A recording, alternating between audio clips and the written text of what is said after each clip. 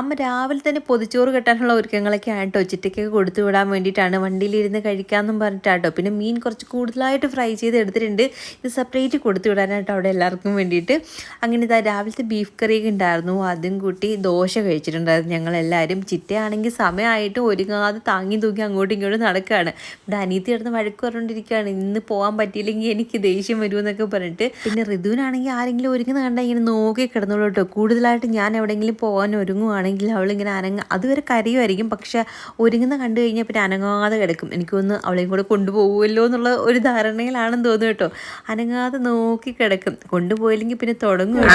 അവളിലൊക്കെ പിടിക്കുന്നവൾ ഇന്നലത്തെ പോലെ അത് കയറി വെച്ച് മാന്തിയ പൊന്നെ ഇന്നലെ അമ്മച്ചമ്മ നീ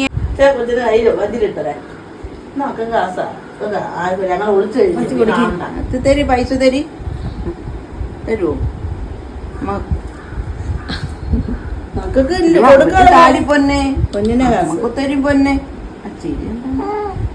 കണ്ട പൊന്നമ്മച്ചിക്ക് തരാം, മുത്തായി വെച്ചോണ്ട് തരാം, അക്രീം വെച്ചോണ്ട് തരാം. അഞ്ചിലിടാൻ അല്ലേക്കളെ ഇത് തടി തടി പൈസ അഞ്ചിലിടുന്നത്.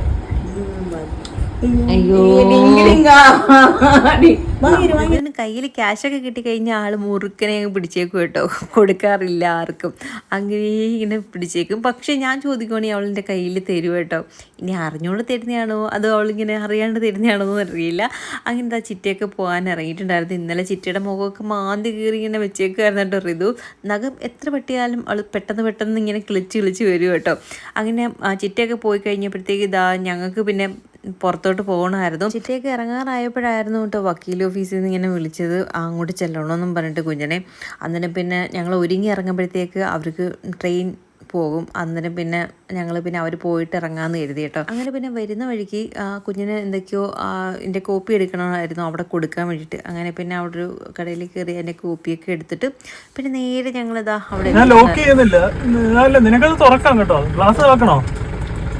അങ്ങനെ കുഞ്ഞ് ഞങ്ങളെ കാറിലിരുത്തിയിട്ട് അങ്ങോട്ട് പോയി കേട്ടോ. പെട്ടെന്നൊക്കെ വരാമെന്ന് പറഞ്ഞ് ലേറ്റ് ആവുകയാണെങ്കിൽ ഞങ്ങൾ അങ്ങോട്ട് ചെല്ലാൻ പറഞ്ഞു. ആ ഒരു സമയം കൊണ്ട് മോൾക്ക് ഫീഡ് ചെയ്യാമല്ലോ എന്ന് പറഞ്ഞിട്ട് ഞാൻ കാറിൽ തന്നെ ആട്ടോ ഇരുന്നത്. അങ്ങനെ ആളിങ്ങനെ ഇടയ്ക്കിടയ്ക്ക് ഇപ്പം പാൽ കുടിക്കാൻ വേണ്ടി ഇങ്ങനെ കരയും കേട്ടോ. അതുകൊണ്ട് ആളെ വീട്ടിലിരുത്താനും പറ്റത്തില്ല, അതായത് അമ്മയുടെ കയ്യിൽ കൊടുത്തിട്ട് വരാനും പറ്റാത്തതുകൊണ്ട് ഞാനിങ്ങ് എവിടെ പോയാലും മോളെയും കൊണ്ടാട്ടോ പോകുന്നത്. അങ്ങനെ അവൾക്ക് കുറച്ച് ഫീഡ് ചെയ്തുകൊണ്ടിരുന്നപ്പോഴത്തേക്ക് ഇതാ കുറച്ച് നേരെ പാൽ കുടിച്ചോളൂ. അത് കഴിഞ്ഞ് ആൾക്ക് കളിയുടെ മൂടായി കേട്ടോ. അങ്ങനെ കളിച്ചുകൊണ്ടിരിക്കുകയായിരുന്നു പാൽ കുടിക്കാതെ. അങ്ങനെ അവളെയും കളിപ്പിച്ച് കുറച്ച് നേരം ഇരുന്നപ്പോഴത്തേക്ക് ഇതാ കുഞ്ഞൻ വന്നിട്ടുണ്ടായിരുന്നു. അപ്പോഴത്തേക്ക് മഴയും പെയ്യും. അച്ഛ വന്നടി, അച്ഛ വന്ന അച്ഛ അച്ഛ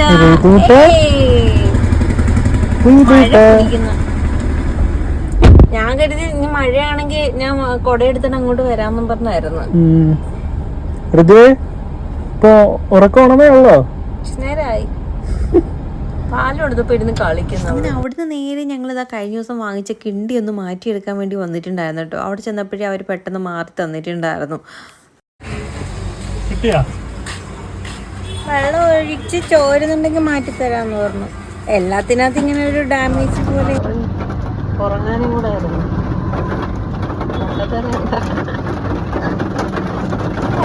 കടയിൽ കയറണമെങ്കിൽ അതിന് മുന്നേ ഞാൻ മോൾക്ക് ഫീഡ് ചെയ്തതിന് ശേഷം മാത്രമേ എങ്ങോട്ടെങ്കിലും കയറാറുള്ളൂ കേട്ടോ. അതാകുമ്പോഴത്തേക്ക് ആൾ സൈലൻ്റായിട്ട് ഇരുന്നോളും.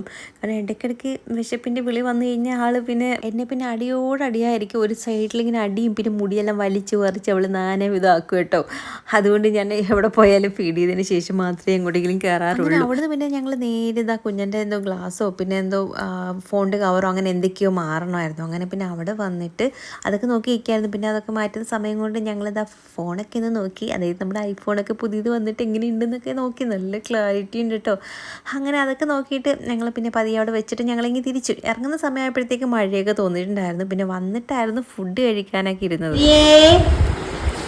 അമ്മയുടെ പൊന്നാനെന്തിയേ ഇതാ പായിട്ട് ഇതാ അങ്ങോട്ട് ഹോളിൽ കിടത്തിയിട്ടുണ്ട് കേട്ടോ. ഫുഡ് കഴിക്കുന്ന സമയത്ത് അവളെ ഹോളിൽ പായിട്ട് അവിടെ കിടത്തിയേക്കും. എന്നിട്ട് നമ്മളിങ്ങനെ കഴിക്കുന്ന നോക്കിയൊക്കെ ഇരിക്കും ആള്. പക്ഷെ ഞങ്ങൾ ഈ ടേബിളിൽ ഇരുന്ന് കഴിച്ചാൽ അവൾ പിന്നെയും കരയൊക്കെ ചെയ്യും. പക്ഷെ താഴെ നമ്മൾ നിലത്തിരുന്ന് അവളുടെ അടുത്തിരുന്ന് കഴിക്കുകയാണെങ്കിൽ അവൾ അനങ്ങാതിരുന്ന് നോക്കി ഇങ്ങനെ ഇരുന്നോളൂ കേട്ടോ. നോക്കി ഇങ്ങനെ കിടന്നോളും. അങ്ങനെ ഫുഡൊക്കെ കഴിച്ചിട്ട് ഇതാ ഞങ്ങൾ പിന്നെ മൂന്നുപേരും കൂടെ ഇങ്ങനെ കുറച്ച് നേരം കാര്യങ്ങളൊക്കെ പറഞ്ഞ് ഇങ്ങനെ കിടക്കായിരുന്നു. അപ്പോൾ നമ്മുടെ വീഡിയോ ഇത്രയൊക്കെ ട്രൈ ചെയ്യൂ.